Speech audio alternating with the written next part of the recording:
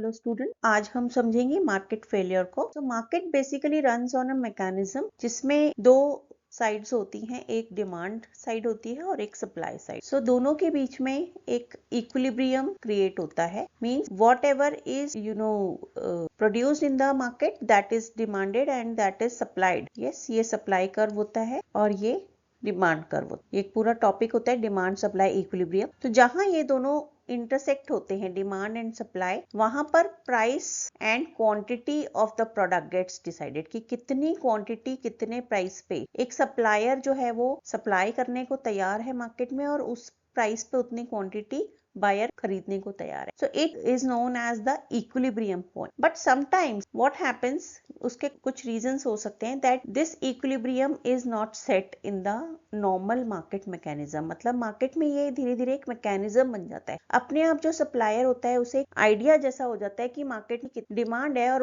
वो उतना, अगर ग्राफ में देखे तो उतना वो सप्लाई करता रहे, है ना। और उसको आइडिया हो जाता है कि कितनी मार्केट में डिमांड है और उतनी ही डिमांड मार्केट में कस्टमर्स करते रहते हैं और एक इक्विलिब्रियम बनता रहे। So it becomes a mechanism which works automatically. धीरे धीरे ऑटोमेटिकली ये सब होता रहता है मार्केट में और मार्केट चलता है। गवर्नमेंट को इसके बीच में दखल अंदाजी या इंटरवेन करने की जरूरत नहीं पड़ती। But market failure is terminology which defines और describe the failure of that. वो जो मैकेनिज्म अपने आप चल रहा है, डिमांड से सप्लाई मैच हो रही है, वो जब फेल होता है, मतलब जो इक्विलिब्रियम है वो सेट नहीं हो पाया। इक्विलिब्रियम किस हालत में सेट नहीं हो पाता?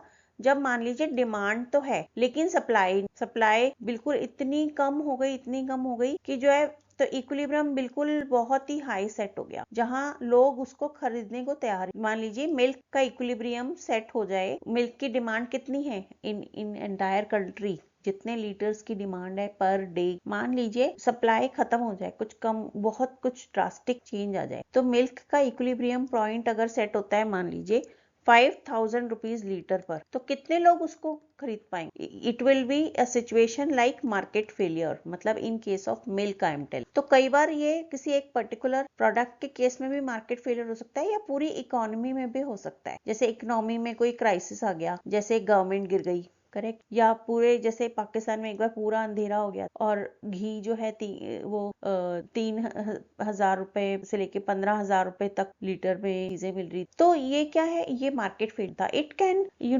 Continue to be there for few days या फ्यू मंथ। तो इसके कई रीजन हो सकते हैं, मैं बीच बीच में आपको एग्जांपल्स देती रहूं। सो मैं अब रीड कर रही हूँ। Market failure refers to a situation where the free market मतलब जो मैकेनिज्म अपने आप काम कर रहा है, which I have already explain, when left to its own mechanism fails to allocate resources मतलब आराम जो allocate किए रिसोर्सेज जो थे वो efficiently अपने आप allocate नहीं किए गए। मान लीजिए गेहूं उगाना है, तो किसान ने सही तरीके से जितनी जमीन पर गेहूं उगना चाहिए था कि so that the demand for wheat of our country should have met, उतना उसने गेहूं उतने एरिया में उगाए, तो ये क्या हो जाएगा? Market failure. तो अब खैर मार्केट फेलियर तब तक नहीं होता इफ गवर्नमेंट इंटरवेन्स। अगर गवर्नमेंट उसके बीच में दखल अंदाजी करके जितना गेहूं कम पड़ रहा है, सपोज द मार्केट इंपोर्ट करके उसको जो है पूर्ति कर देती, प्रोवाइड्स इट, तो वो मार्केट फेलियर नहीं कहलाएगा। Means that much quantity is getting made available, या तो वो उगाकर या गवर्नमेंट के द्वारा इंपोर्ट कर हो गई,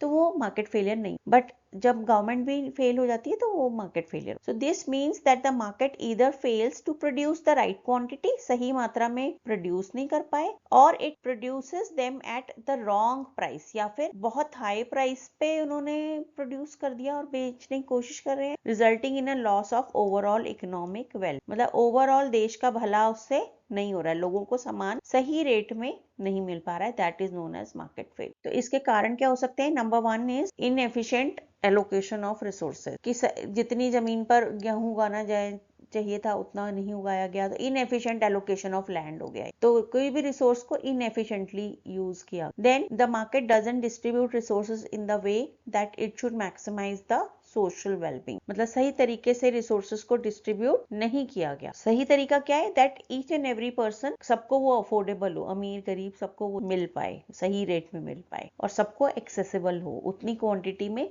available हो, that is correct of the then some goods or services might be underproduced. अब ऐसा क्यों होगा that they have not been distributed in a correct manner? तो वो ऐसा इसलिए होगा because they might be underproduced, या तो वो बहुत कम मात्रा में प्रोड्यूस किए गए, उत्पादन बहुत कम हुआ, या ओवर हो गया तो भी उसका प्राइस बिगड़ जाए। कि वो जैसे एक बार पंजाब में क्या हुआ, टमाटोज, ये रियल बता रही, टमाटोज की बम्पर क्रॉप मतलब पहले ऐसा होता रहता था, फिर अब तो मंडी बना दिया और government he, but when government had not intervene, तब की बात है ये, करीबन 2008 की बात, बम्पर क्रॉप हो गई, इतने टमाटर उग गए, इतने कि उसका जो इक्विलिब्रियम प्राइस था डिमांड एंड सप्लाई के हिसाब से, वो बिल्कुल समझ लो जैसे 25 पैसे केजी, 25 पैसा केजी पे डिसाइड हो गया प्राइस। मतलब इतनी सप्लाई हो गई और डिमांड के हिसाब से बिल्कुल पता नहीं कहाँ नीचे जाके प्राइस डिसाइड हो गया। तो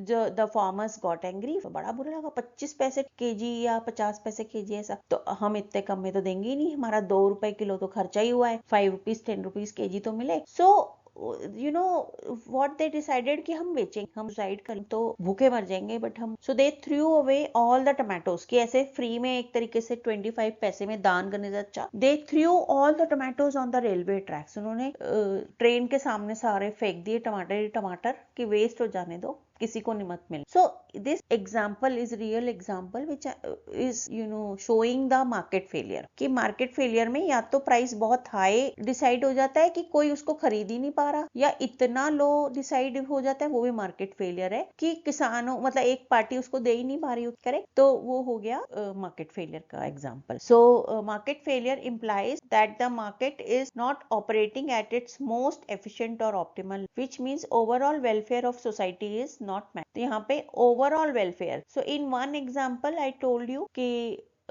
जो है इतना हाई सेट हो गया तो ओवरऑल वेलफेयर नहीं हो रहा, खरीदार लॉस में रह रहा है। और दूसरे टमाटोज एग्जांपल में I told you that the farmers और sellers were under heavy loss, तो वो क्या हो गया, मतलब इधर वन पार्टी, कोई भी एक पार्टी, या तो बायर या सेलर का वेलफेयर नहीं होता है ना, सोसाइटी का मतलब ओवरऑल वेलफेयर होना, तभी वो सही। So market failure is a situation where overall society's welfare is compromise. Next is consequences of market failure. तो कॉन्सिक्वेंसेज ये होते हैं कि जो देश होता है उसमें राइट मतलब correct mix of goods and services produce नहीं, जैसे पीस ऑफ लैंड, उसमें उन्होंने एक ही चीज उगा दी, अगर पूरे देश मतलब ओनली मान लीजिए पल्स ही उगा दी, दाल ही दाल उगा दी, तो वीट है ही, राइस है ही नहीं, तो ऐसा ये तो सही नहीं है। So it is inefficient allocation of resource. Land हमारे पास लिमिटेड, हमने उसको सही तरीके से बांट कर नहीं यूज किया कि हम तीनों चीजें उगाते है ना, तो ये हो गया इनएफिशिएंट एलोकेशन। तो ये काफी सारे चीजों में हो सकता है। देन